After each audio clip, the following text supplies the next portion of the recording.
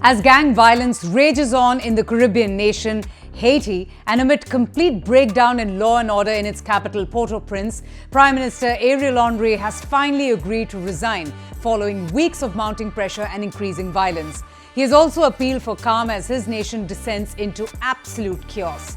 Haiti has been plagued by spiraling violence in recent weeks as armed gangs have now taken complete control, calling for the Prime Minister's ouster.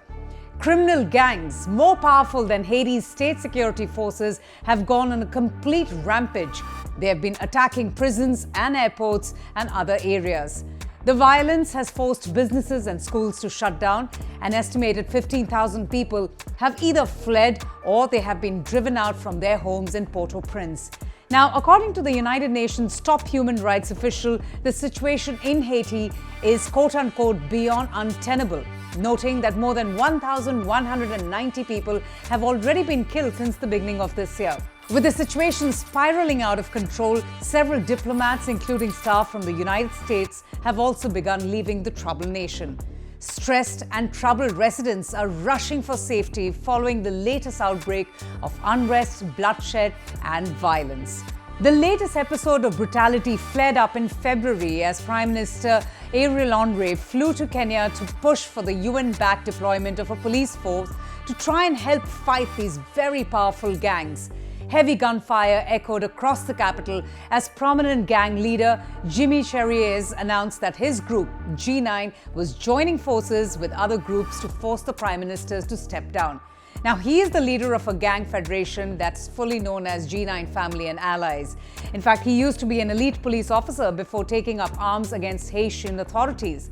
And such is his brutality and savageness that he is commonly and popularly called as barbecue for burning people alive.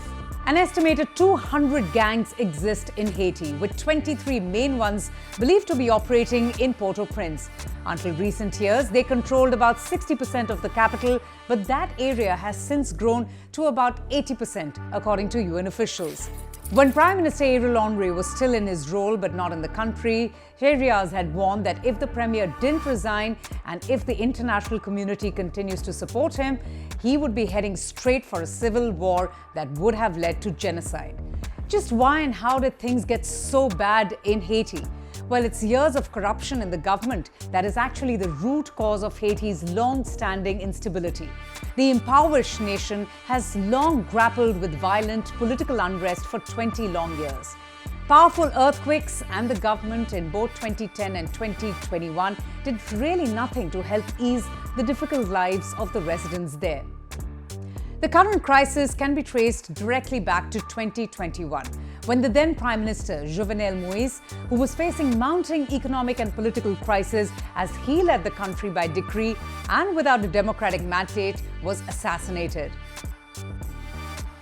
Ariel Henry was then sworn in as Prime Minister soon after with the backing of the international community. But his authority was never really cemented as Haitians continued to grapple with soaring prices and crumbling infrastructure. Adding to their woes, smuggled firearms and ransom payments to kidnappers had enabled these big gangs to become even more stronger and financially independent. Now, that increased their power as the state collapsed. Law and order was dysfunctional, and an underfunded and under-resourced police department was absolutely unable to contain them. Down in law and order, and the nation falling into absolute anarchy and chaos in the hands of these violent, vicious gangs and criminals, there seems to be little respite for the residents who constantly live their lives in fear, horror, and absolute helplessness.